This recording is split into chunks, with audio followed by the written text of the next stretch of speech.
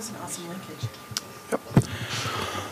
Well, good evening, everyone. It is 7 p.m., Tuesday, November 13th. I'd like to call our board meeting to order, and we can start with the flag salute.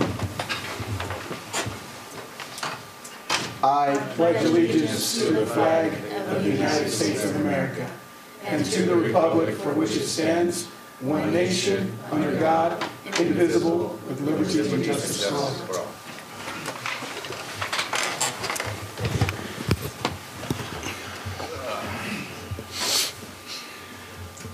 I'd like to welcome all our guests this evening. Thank you for being here. Our president had an emergency he needed to tend to, so welcome everyone for being here. I don't see the need for any translation, so if we had someone available, thank you for being here. We'll move on to A3. I will entertain a motion for the approval of tonight's agenda. Move to approve tonight's agenda. I move to approve tonight's agenda. We have a motion to approve tonight's agenda. I'm a second, but I do have a couple of questions. Okay. Sorry, I'm still trying to log in. Always have technical difficulties. Under the minutes, is that where we're at? Still trying to get there. Or do I wait for, that's required approvals, huh? Approvals, yes. Okay, I'm fine with the agenda, sorry. We're all good. Can I get a second? I was the second. Okay, there's been a motion to approve tonight's agenda. All in favor, aye? Aye. Any opposed? Motion carries. Moving on to B1, public comment. There is no request for public comment tonight. B2, we have board member discussion. First on the agenda is our legislative reports. Jen, don't know. I do not have anything at this time. Okay. WASDA conference transportation. I know Tony inquired about how we're getting there and who's getting there. I myself know that I'll be leaving around 4 o'clock tomorrow afternoon and probably not coming back home till Sunday. I will be spending a night in Sheeny on Saturday, so I will be going down and back on my own. Don't know if anybody else. I know that Ken is this on? I can barely hear. I usually echo better in that one. I know that Ken's already there, and he, for another meeting or something, and so he's already there. So I didn't have specific plans. Yeah, I'm planning on leaving. The earliest I can leave is tomorrow night at around 8 o'clock in the evening. And I'm coming back Saturday at 11 or 12, right after the last function. So welcome. If I know President Simmons is planning on leaving Friday night because he has something he has to be to Saturday. And I don't know when Ken's coming back. I know he's already there. And I don't know if the student reps are going, or if there's been transportation lined out for student reps. I know we are leaving tomorrow at noon. I'm being picked up on Friday in Spokane. And when you're leaving, I don't know. I was planning to leave on Friday as well. Are you bringing them back? Yeah, so we're leaving tomorrow at 12, and then we will be coming back on Friday as Isabella has a function on Saturday. Okay, it sounds like we're pretty much set. We all know how we're going to get there. We're going to get back. And if something changes, Tony, you said 8 o'clock tomorrow night is when you're leaving? Yeah. If I can get a ride with you, because those times sound great to me. So. Yeah. Okay. I know Rob's leaving earlier. I don't know what time. I think he's leaving earlier. But I want to make sure that I catch for sure. Saturday morning there's a session on policy governance. I want to make sure I catch that Very good. And that's the main reason I'm staying until Saturdays, because I want to catch that session with Rick Maloney. Great, very good. I'm sure Chris will set up a debrief meeting like we do at all conferences, and we'll get our thoughts together on that. Next item is the NSBA conference. Registration began October 11th. Those that are thinking of going, I don't know if Talia, if anybody's registered or if you made some preliminary reservations at all in case somebody did or not. Just the hotels. The hotels, okay. There's a link there. The dates are on there, so anybody that's looking at going to that, just get a hold of Talia to finalize registration to that. Anything else that we need to discuss that's not on our agenda? Very good. Moving on to B3, student representative reports.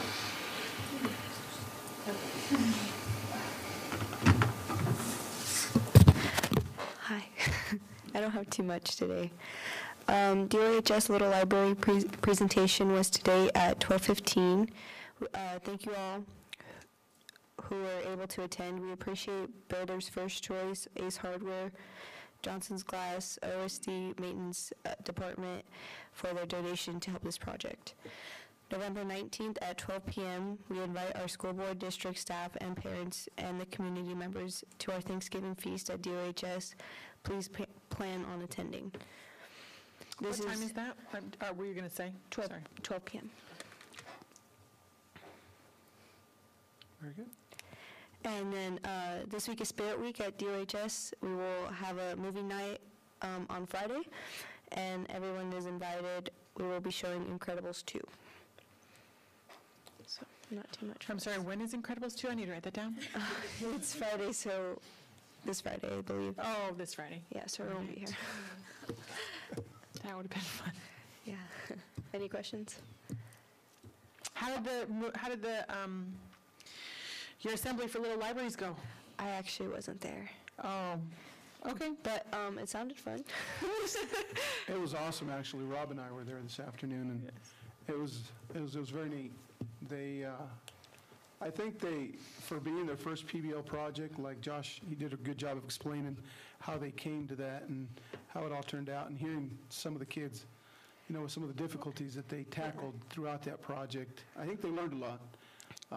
I think they had to work in a team, and they had to overcome the too many chief, not enough Indian syndrome that happened a lot. Everybody that went up there and presented said that everybody wanted to be the boss, and it took some team building skills to get through those, and they did a great job. It was very nice. Yeah, I know personally for our group, Swan kind of just let us have free reign and kind of let us be the chiefs and Indians, and it was a little rough at the beginning because like everybody wanted to be the boss, and they wanted to, they had their own ideas, and so it was really hard for our group in particular to kind of just figure everything out. But once we got it all figured out, who was doing what, it just kind of flowed, and it was awesome. So They turned out real well, by the way. yeah. All right. Okay, so I don't have very much today, but so fall sports ended and winter sports are starting as consequently. FBLA is having their fall conference in Othello, which is a first ever. So you guys aren't aware, fall conference is a competition. It's an FBLA competition that will be happening in Othello. I'll have more details soon. I just heard the gist of it. So leadership is learning about 3D printers. We're kind of the stepping stone on getting that more into classrooms. We want to use the ability that we have with a 3D printer to, in longer terms, we want to kind of use it for community service. So we watched a video about students who went to old folks' home and kind of thought of cute little trinkets they could use. One girl made a key holder for her lady, or another girl made an iPad holder so she could FaceTime her children.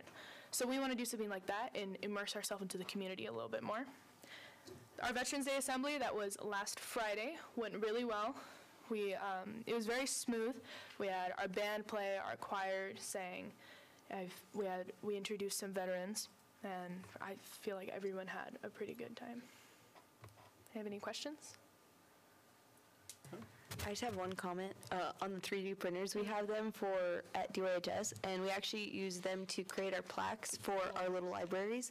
So for science, like the science aspect of things, we got to use this website on our Chromebooks, and we got to basically design our own plaques. So like each group made their own plaque, and then everybody voted on them, on which ones they wanted to like have put up with the plaque. So that was also really cool, and just wanted to mention that. Write that down. Very good. Once again, you mentioned the folks that donated. I know as a district, we're also very thankful for those folks for their willingness to help our kids out. So thank you once again to those businesses that Isabella mentioned. Okay, very good. Moving on to item C1, required approvals. I will entertain a motion. I should say some things, I think, before. Under minutes, it said, under 3, the discussion regarding the board facility committee. Not under 3. Under 2, that the board wanted to decide who the facilitators were with a cost analysis. I thought that we wanted the chair, I thought that we decided that we wanted the committee to decide a facilitator, and we would have to approve a cost, was what I thought that we had. That's correct. Okay, so that there's just a slight change, I think, there. Because it said, the board of directors discussed viable options as to who can facilitate the meetings, which we did, but. So you just make a motion with those corrections lined out, and then that would be sufficient. But it does say that the board of directors asked the chairman to bring names of facilitators with a cost analysis, so that the verbiage is included. You're right, I guess it is. The verbiage is there. So I think you're right. I guess I just stopped after that sentence. The cost analysis component is there as well, if that's what Okay. you were referring to. Yeah, no, I think you're right. I think it is said the correct ways, so. And before we approve approvals, can we go into C1-2?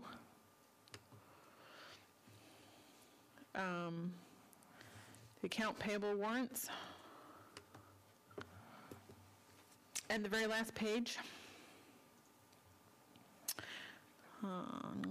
This is out of capital projects. We paid the city of Othello $216,358. I just wanted to have that verbally explained as to what that amount was. Happy to do so. That was actually... I don't think your mic's on. It's Oh, on, it it's is. just not loud. It's not hearing well tonight, Jen. I'm used to the echoing of that spot, not this spot. Actually, what that is it's the payment for the improvements on the 14th Avenue in front of Wahidas.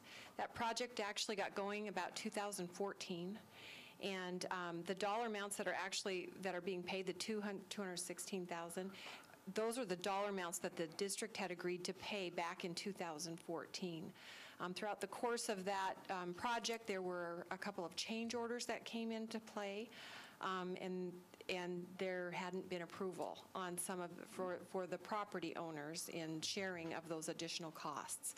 So in dealing with the city back and forth and determining what the final payoff was, the city agreed to those final amounts for all of the property owners, the amounts that they had originally approved. And these are the two payments that are in question then. So Perfect. We're paying for that. Okay. And then on the Resolution 19-002, the excess property tax levy, can you put that in layman's terms, maybe a paragraph instead of 4 pages? I can try. Basically, what this does is it allows the district to receive the full 1.5 mil, which we are now limited to for levy, based on the 2018 certified value. The budget document that was filed in August used the 2017 value because that was the certified dollar amount. I thought it was $1.50 a thousand. That's the mill, that's the number of mills. That's right. That's right. And so, but it's $1.50 per thousand of assessed value. And the assessed value that was used for the budget was the 2017. So since that point in time, we now have the certified value for 2018, and it has increased actually significantly. It went up over 12% from one year to the next.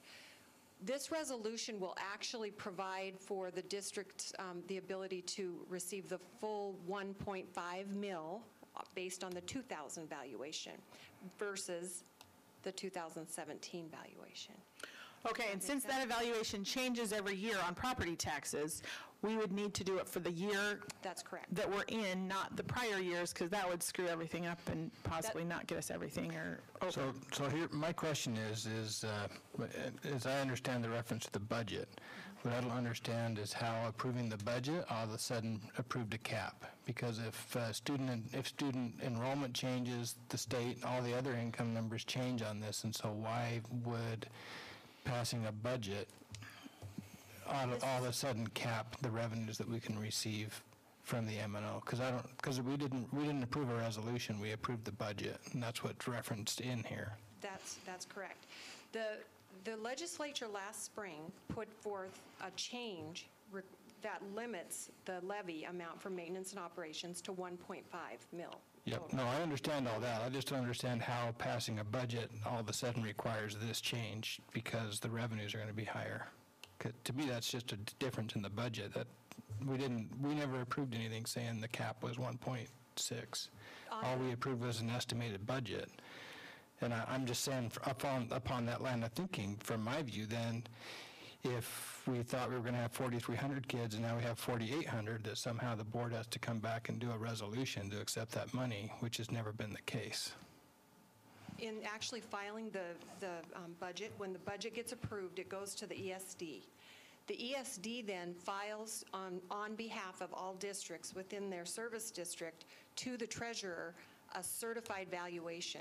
So while the board here hasn't taken formal action on that in the past, the ESD has done so on our behalf based on the budget that was approved. And there's actually a certification statement in that budget document that goes to ESD. So this is allowing ESD now to change that certified value to the full amount, which will then have the treasurer make the adjustment in the mill value calculation. Does that make sense? I understand the reason for it. I'm not sure I'm 100% in agreement that the budget itself causes any kind of resolution that we couldn't have collected it anyway. I don't have a problem with this resolution. I'm just not 100% sure that we actually need it to collect the extra money. I don't have a problem approving it. Yeah. And actually, the service district has asked all districts within the ESD to pass this so that it is consistent and that everyone's handling it the same. So basically, this is putting the pressure, I guess, back on the treasurer. Even though we're saying the full amount, the treasurer will then have to adjust every year for whatever the land value is assessed that year to 1.5. That's correct. They'll have It's not 1.5 million, though. That's where the 1.5 MIL is not 1.5 million. Mills, and that's what any public that's listening, I want them to understand. We approved the public approved an M&O levy that allowed us. They approved 3.2 million for us to collect as a district through a maintenance and operations levy. But because the state lowered the dollar per thousand, that $1.50 per thousand is the maximum that you can collect, that amount's going to come in somewhat less than 3.2. But I just want the community to understand. The board isn't arbitrarily picking a number, changing any rates other than was already approved. The net effect is going to be a lower property tax bill for the community. That's I know there's not that many people here, but people in the community, I want them to understand this isn't the board creating a tax where we were only going to collect 1.9, now we're going to collect 2.4. It's still $1,800,000 less than the voters approved. That's correct. It's actually 3.2 million is what was approved for that. This will actually calculate to 2.1. So there will be $1.1 million less collected through that levy. Yep. Yeah, that's my concern of this stuff is really not that I understand it. It's that community members get a hold of this, and I have to spend a lot of time telling people, hey, you know, we didn't just. What I can see is people feeling like, hey, the board just passed an additional tax without end of the dead of the night and the bottom of this consent agenda, and I just want to make sure that people understand that's not the case. Thank you for explaining that so that we all understand, both of you. Very good. I'll entertain a motion to approve the required approvals. I move that we approve the required approvals. There's been a motion to approve the required approvals. Do I hear a second? Second. Okay. Any discussion? All in favor, aye. Aye. Any opposed? Motion carries. Moving on to C2, there are no superintendent informational items that I see. No. Okay. C3, we have a presentation from Othello High School. Yes, sir. If you want to. I'm going to have the high school team come on down, Mr. Vergara. Yes, thank you. Hurrah.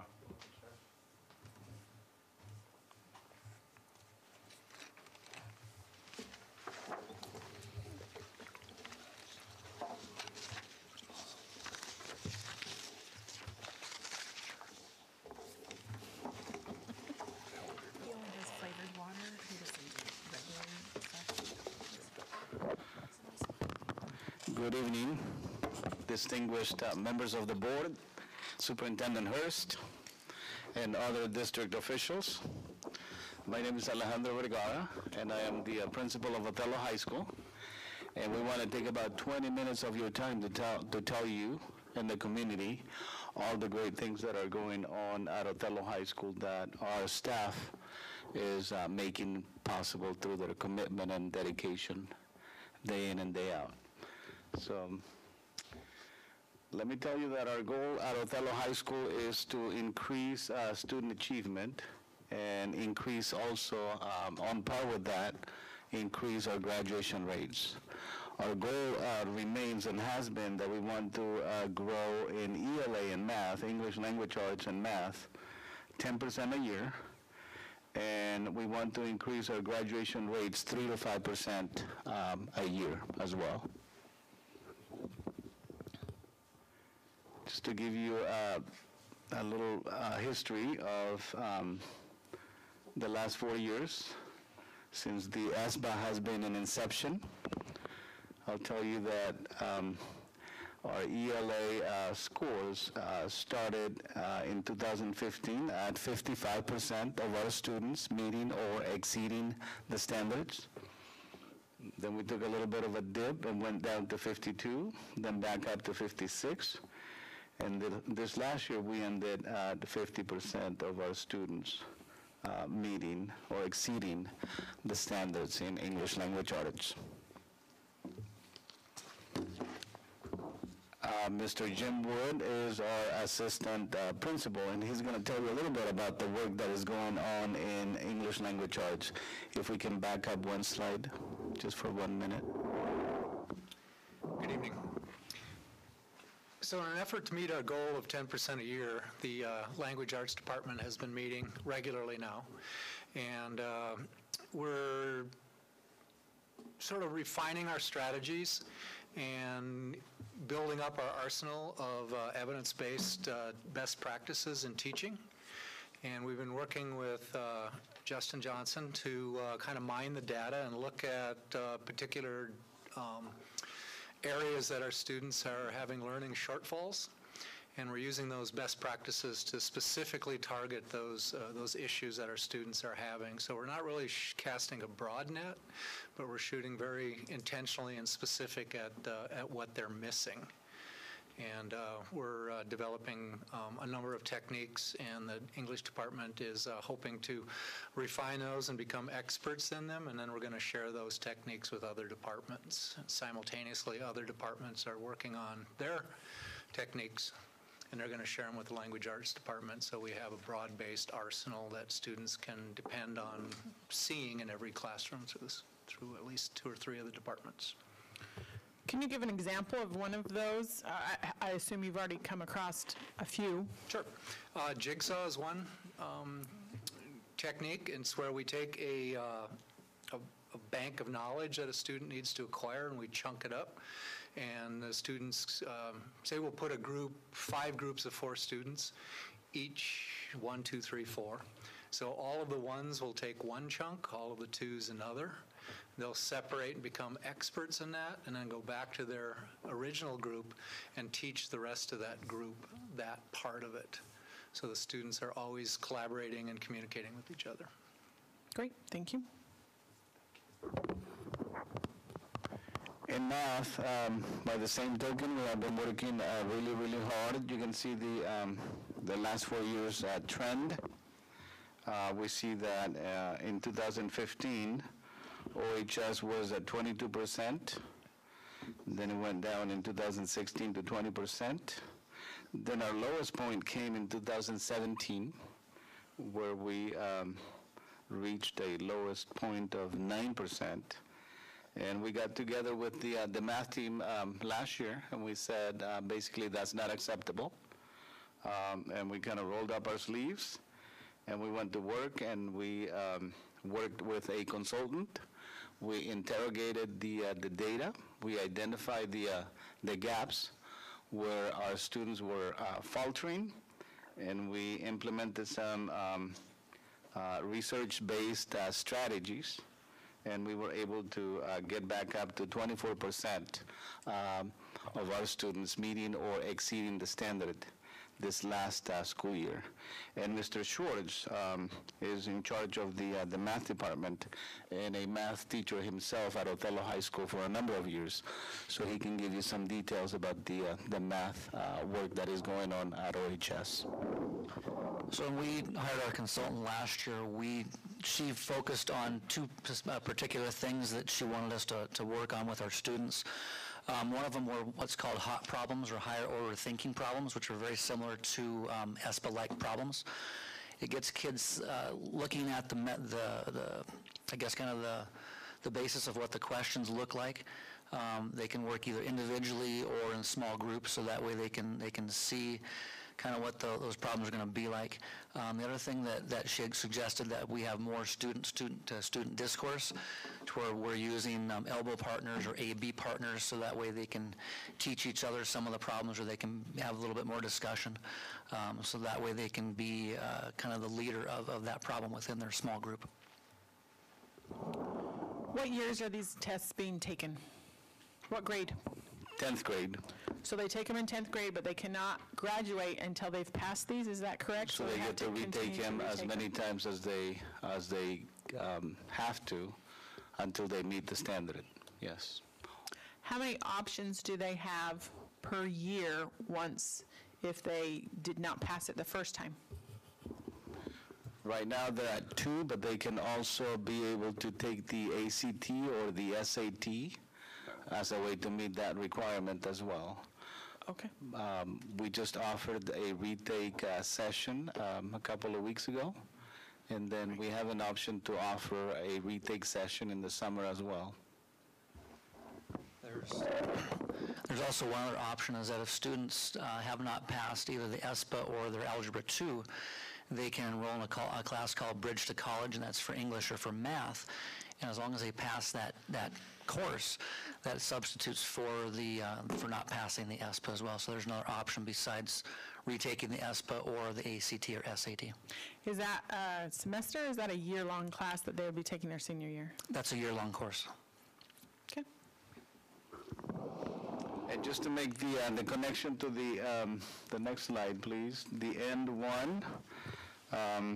If you see where it says percentage of all students achieving proficiency on the ESBA ELA, right now, like we said, we're at 50%, and we're a little bit ahead of the trajectory that's been delineated for the whole district, including OHS.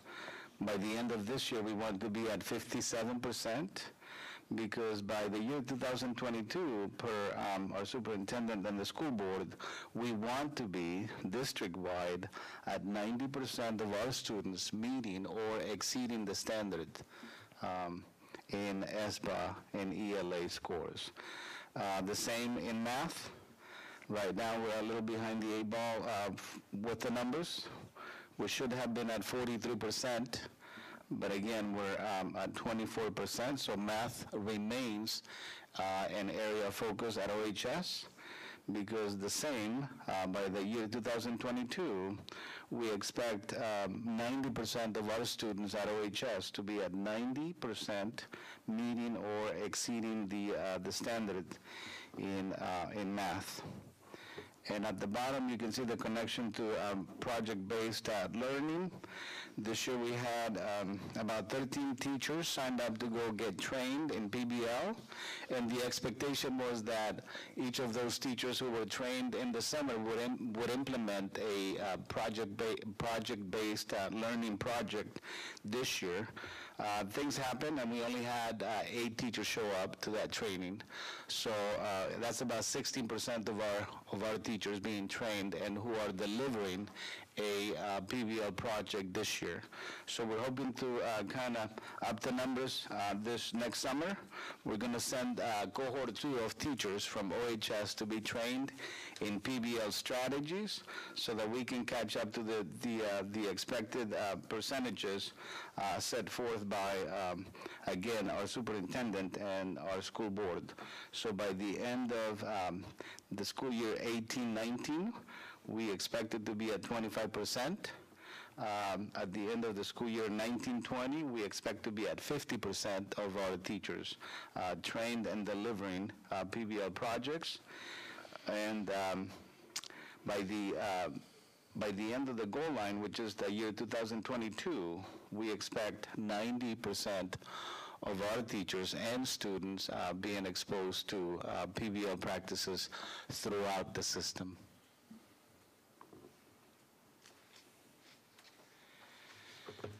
Another thing that we're proud of at Othello High School is that we have continued to see the rise in numbers of students who are taking AP courses, so rigorous advanced college placement courses. You can see the trajectory. The blue line is the number of AP students who have taken AP courses in the last 4 years, 5 years, since 2014.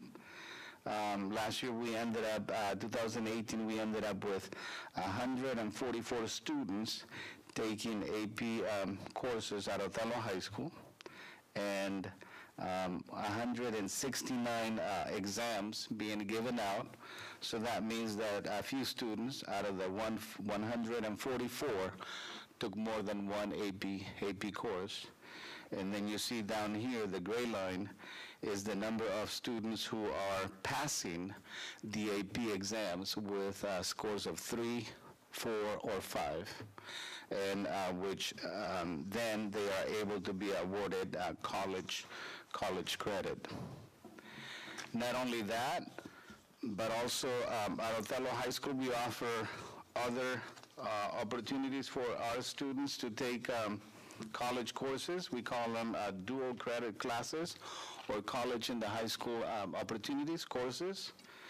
Last year, just to name a few, we had Intro to Biology, English Composition from EWU, American Survey from EWU, and Intro to Physics from CWU. Last year, we had a total of 417 students taking college courses other than AP courses at Othello High School.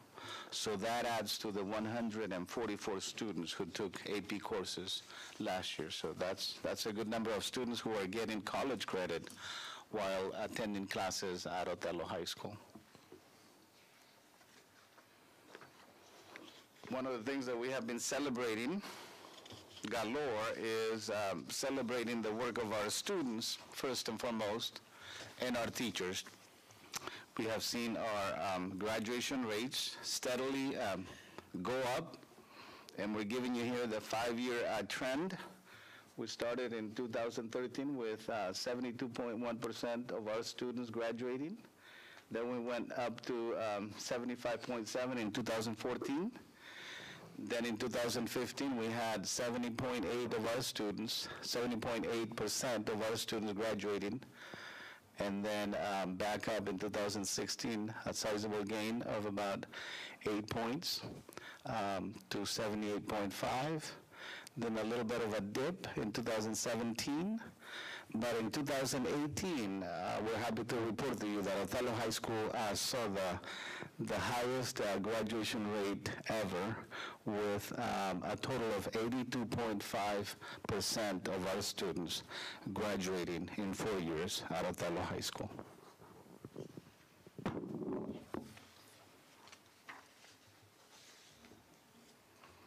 And how does that measure up to N2, graduation and advancement? If you look at the 4-year graduation rate, by the end of last year, the school year 17-18, we were to be at 83% graduation rate. We were very close to that. Like I said, we were at 82.5. By the end of this year, the expectation is that we will be at 85% of our students graduating from Othello High School in 4 years. And then our target in the year 2022 is to have 92% of our students graduating in 4 years.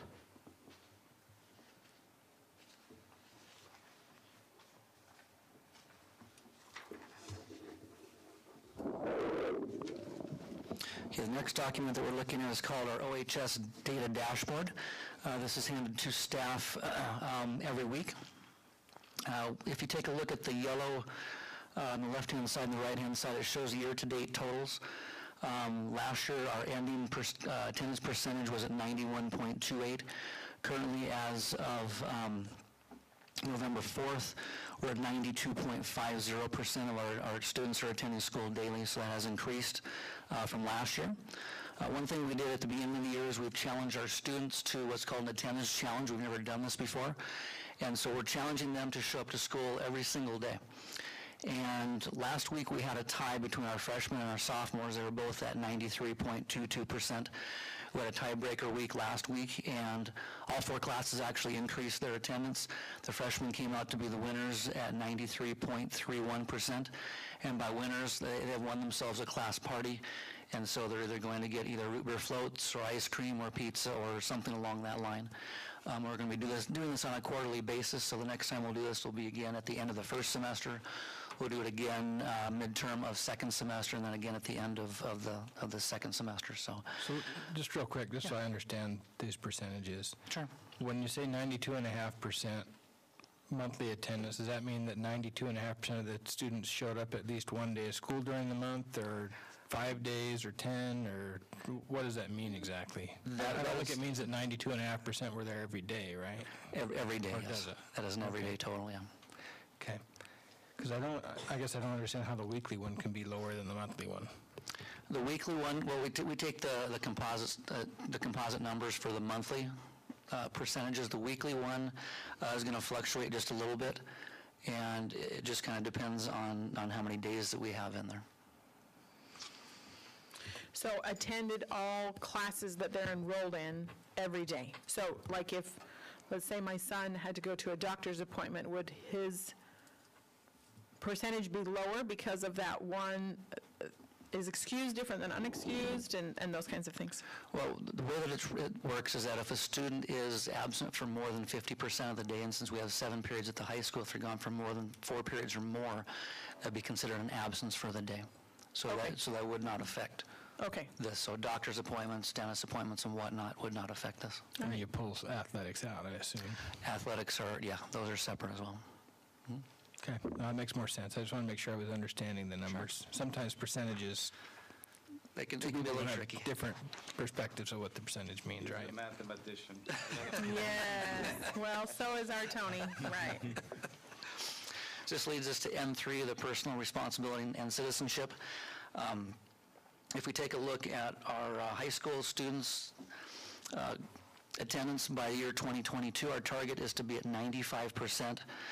By the end of this year, we are wanting to be at 80% of our students that have been at school at 97.5% every single day.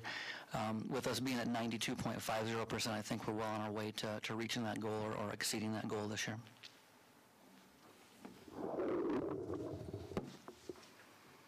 And just to end, I wanted to show you the faces of the people who are making it possible, the people that are working hard every day, building those relationships with our students. We have added some new faces in the last couple of years, and we did an exercise last spring in which we kind of talked about, are we all in? Are we all in agreement with where we're going and what we need to do to get there?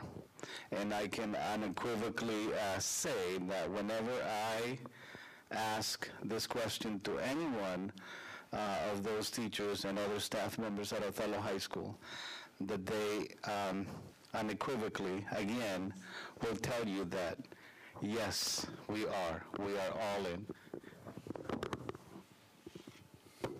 So with that, we'll end our presentation, and we'll also entertain any questions that the board members may have of OHS administration.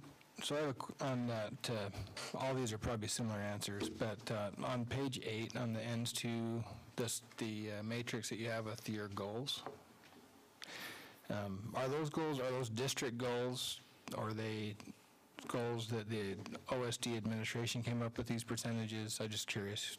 Those are district goals. District goals district for, goals. Yes. Okay. Yeah, so I think I've seen this before. Yep.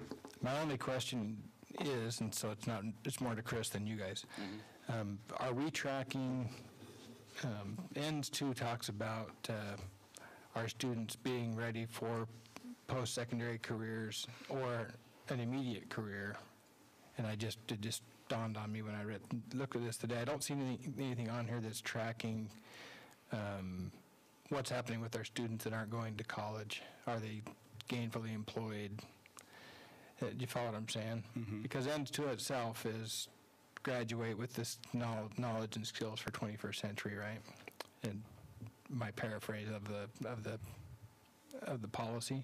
I just want to make sure that we're doing the policy justice that I believe as a board that we want to make sure that that we recognize that not every student's going to go to college. Exactly.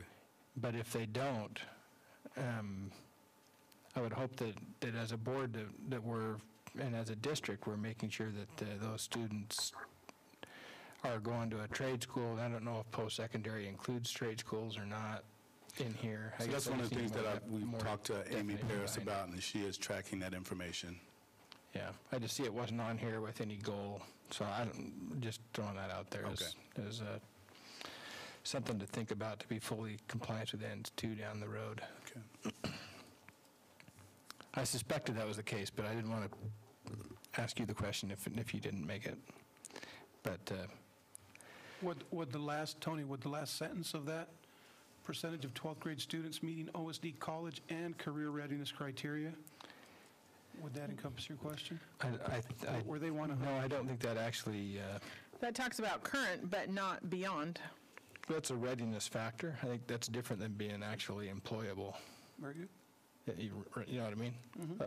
Like our conversation with CBHA earlier. I mean, it's great if we have 100% in our minds that are ready, and then they get the CBHA and they're not ready. I'd want to know that as a board member. Absolutely. So you're really talking about the tool that we're using to track that and measure progress? Yeah, how we define progress for those that aren't going on to to college immediately, and what's happening to them. And in other words, say it's 80% are going to college, right? And we hit that mark, and 20% aren't. If 20% are all in jail, that's a bad thing. If the 20% are out gainfully employed, active members of the community, that's 2 different ways to look at it, right? Then my only other caution is that as a board member, I just want to make sure when we're talking about decreasing expulsion rates and those kind of things, that we're mitigating good behavior, not lightening up on our, again, I'm a statistics guy, but I just want to caution, at some point as a board member, I may ask for deeper clarification of, like for graduation rate. We've got the graduation rate increased. I would hope it wouldn't be because we somehow made it easier for kids to graduate, right? pushed him through, oh, this kid's got to graduate, so we're going to make sure he graduates, get the numbers up. I just want to make sure we're true to the process. So at some point, I'm not at that point yet, but at some point, same thing with expulsions. What I don't want as a board member is expulsions are next to nothing, but we have a bunch of unruly kids who know they can just do anything because we're not going to expel them because we want this number to look good. You know what I'm saying? Yes. If that makes sense. Mm-hmm, definitely. I was going to ask Alejandro, you mentioned that only 8 showed up for the PBL training. Is that being met with resistance? Was it a timing thing where the others weren't able to go? Obviously, you encompass it all with everybody Right. being all in. Was that? I think it's a little bit of everything, you know.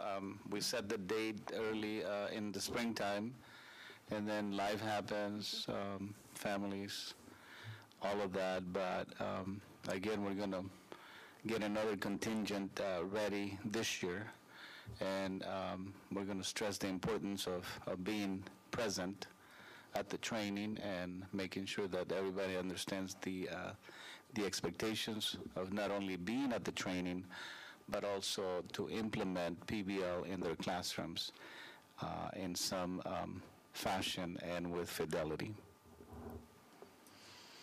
Very good. I appreciate your guys' presentations. Very well done. I'm going to let the board members that were present at the school visit, if they have any comments. I unfortunately wasn't able to be there. Don't know if you guys have something that you'd like to tell the administration. I thought it went well. As a board member, I did not miss not being able to go see the individual classrooms. And but I felt like we grasped enough the way it was set up with the students, and I guess I feel like the new format is really good of the small changes we've made. I agree. It wasn't, it was fine.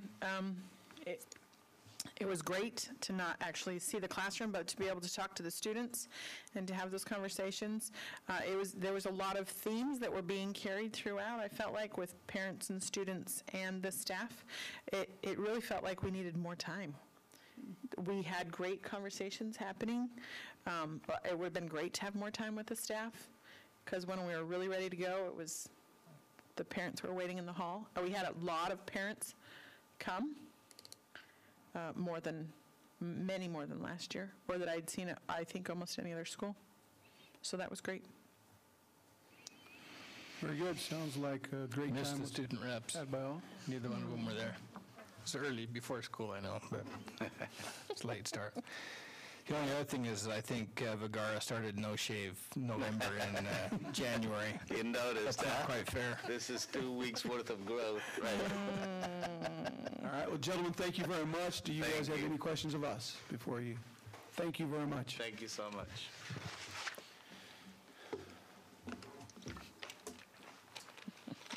All right. Moving on. D1, assurance of organizational performance. Monitoring reports from superintendent for several ELs here.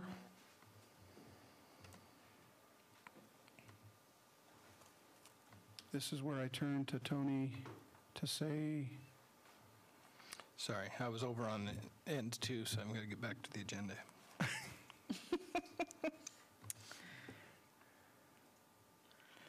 We're on D1, correct? D1, yes, the Yes. monitoring reports. Is this just informational to us, Tony? No, we're accepting the report. Okay. So I move to accept receipt of monitoring report EL-10 and EL-13. Okay, we have a motion to accept the monitoring reports for EL10, EL13. Is there a second? A second. Okay, motion's been made. There's been a second. Any discussion? I do have a few questions. Okay. So I'm just going to address these to Chris, because that's who gave them they to should us. go. Right? Okay. On EL10, number 2, we'll probably want to, oh, now you've pulled that up. I'm sorry. I don't know if you can pull up the other. Can you? I don't know if you can pull up the report. Oh, perfect. Under number 2, You refer to, and this might actually partially be a board question, cultural, the board wording uses culturally, my goodness, I can't say the word. Responsive and relevant. Thank you, right. I guess exactly what is the definition of culturally responsive, and then you interchangeably use the word culturally relevant, which I can understand, but can you give us a definition of those words? Absolutely, and in education, they are almost always used interchangeably, culturally responsive and culturally relevant. So if you think of the whole child, we're talking about how teaching is done. So we're taking into consideration not just teaching, but also curriculum exposure. So you're taking into consideration the child, their diversity, their upbringing, what they bring to the table, their ethnicity. So that's what we mean by culturally responsive and relevant. So we want to make sure that we're providing teaching and a curriculum and programs that is relevant to our students' background and upbringing. Great. Okay, that makes sense.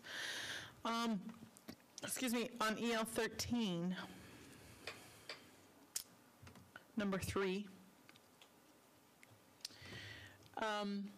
So it talks about advanced programs and coursework available to all eligible students. And in your, I know that this EL talks primarily about advanced placement classes, but also refers to district-wide advanced classes. So you talk about the high school, and you say that also there's some at the middle school, and then you really hit right on pre-K programs, but it seems like there's a big gap in K-6, at least with this report. I know it does talk about high cap at another point, but what advanced classes are there in the K-6? And there's only one subject, pretty much, at McFarland that has advanced options. So what I've tried to do is really challenge that whole definition of advanced. So typically we think of honors classes or AP classes as advanced level courses, which they are. But what I've done is I've set as a system that our entire system will have challenging and rigorous courses. So I have a core belief that it's not the title of a course that determines whether it's advanced or not. It is the teaching, and it's the training that happens with the teacher. So we use this term called rigor. So we want so I've always used the term rigor and challenging. So we want all of our courses to be that way in Othello. So that's why I said PBL, and when we say this Global Competency Network, Asia Society, that's going to do that for us, but it's a lot of training that has to happen with the teachers. So one of the things I've shared with one board member is just this term rigor and challenging. It's not based on actually the course title, but it's how a teacher gets the student to interact with the curriculum. So rigor is actually a curriculum goal. So imagine if a teacher is in the classroom and they're interacting with a piece of content that maybe is basic in nature, like a Dr. Seuss book. Well, that can be a rigorous activity if the teacher is leading them in such a way that's causing them to critically think about that piece of curriculum. So it could be a compare and contrast type of activity. So when you look at PBL and when you look at the global framework, that's what we're bringing. So we do challenge the notion of advanced courses.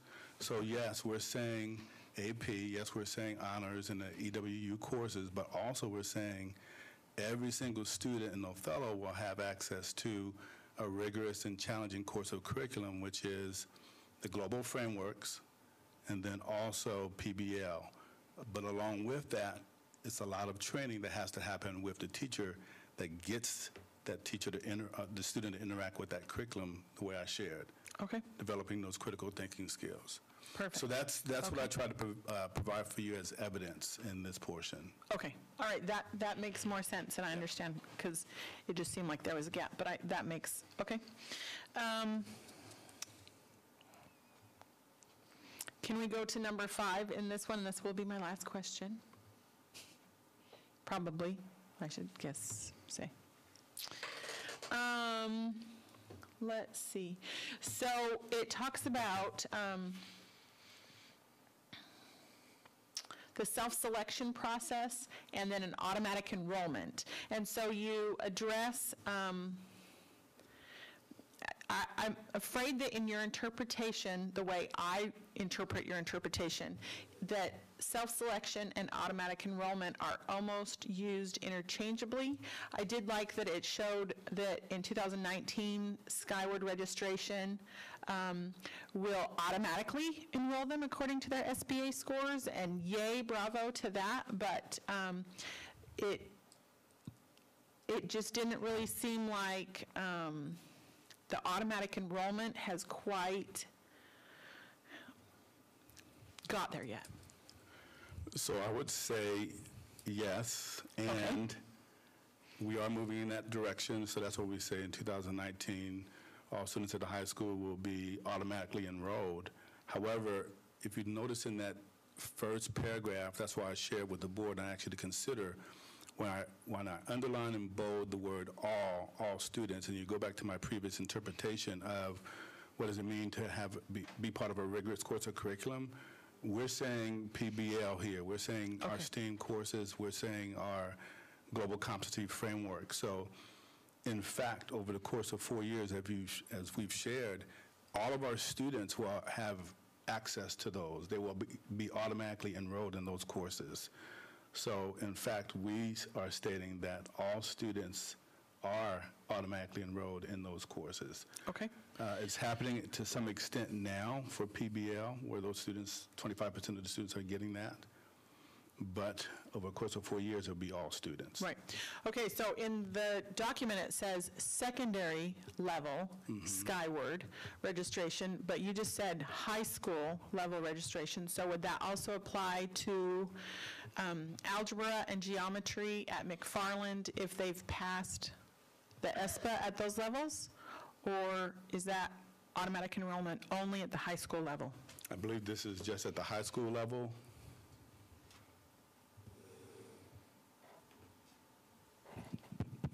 The challenges for enrollment at the middle school level would be the technology that's accessed in the self-selection at the high school for more mature students is certainly something that can get up and running and implemented. They're currently placed based on those criteria that you just identified. So the middle school counselors and that administrative team would say, if kids meet this level of performance on the SBA, we're going to create a schedule that includes algebra or geometry. So that's been going on for years. Okay, so already there as well, is what you're saying? Correct. Okay, perfect. Okay, those are my questions. Thank you. Very good. Having had your questions answered, I'll entertain a motion to approve the monitoring responses for We had a motion and a second, right? Oh, excuse me. We're just ready to vote. Just ready to vote. Got a little lengthy on us there. All those in favor? Aye. Aye. Aye. Any opposed? Motion carries 3-0. Moving on to D2, board approval of monitoring response documents. I think we're okay I'm going to to do these one at a time. to do them. That's okay. Sure. Okay. It'll become clear. It's hard to do it all at once. So I move to approve item D2-1, EL8, communication and counsel to the board, with the addition of the word none after additional remarks, because there aren't any. Second? Okay, we have a motion to approve monitoring response document for EL8 with the addition of removing, just adding the word none. the word none, since there are no comments. All in favor, aye? Aye. Any opposed? Aye. Sorry. That was in the first part. That was Okay. the aye, not the nay. Motion Sorry. carries. Okay. Just swallowing. I move to approve item D-2, EL9, communication with the public, with the addition of the word none after comment in the first section and after additional remarks in the second section. Second. Okay, Tilly, I hope you're catching these things. All right. All those a similar theme, it's just easier to do one at a time. All those in favor of approving monitoring response document with the additions that Board Member Ashton delineated? Aye. Aye. Aye. Any opposed? Motion carries. Move to approve item D2-3, GP1, with the addition of the word none after comment in this section, section 1. Second. Okay, there's been a motion to approve monitoring document for GP1 with the wording or the verbiage that Director Ashton has communicated so well. All in favor, aye? Aye. Any opposed? Motion carries 3-0. Move to approve item D2-4, GP3, board job description, with the addition of the word none after the comment section. Second. There's been a motion to approve monitoring document GP3 with the word none in the comments section. All in favor? Aye. Aye. Any opposed? Motion carries 3-0. Move to approve item D2-5, GP4, with the addition of the word none after the comment section and the addition of the word none under item 2 where it says the board commits the following actions. Second. There's been a motion to approve monitoring document GP4 with the verbiage also eloquently stated by Director Ashton. All in favor, aye. Aye. Any opposed? Motion carries 3-0. Thank you, Tony, for making that so easy. I appreciate that. Moving on, E-1, review discussion of current board policies. There are no recommended revisions, is that correct, Talia, Chris? Okay, thanks. So we don't need to approve these We since don't, they're just right. being revised? Unless That is just the our- board member came with some revision, perusal but for- they should If we have wanted to make any changes? already submitted them if they wanted to. Right. Very good. Okay. Okay, well, that brings us to the end of the meeting. We will now recess. We will go into an executive session for 60 minutes. And just in full transparency, Dr. Hurst, are the other board members planning on joining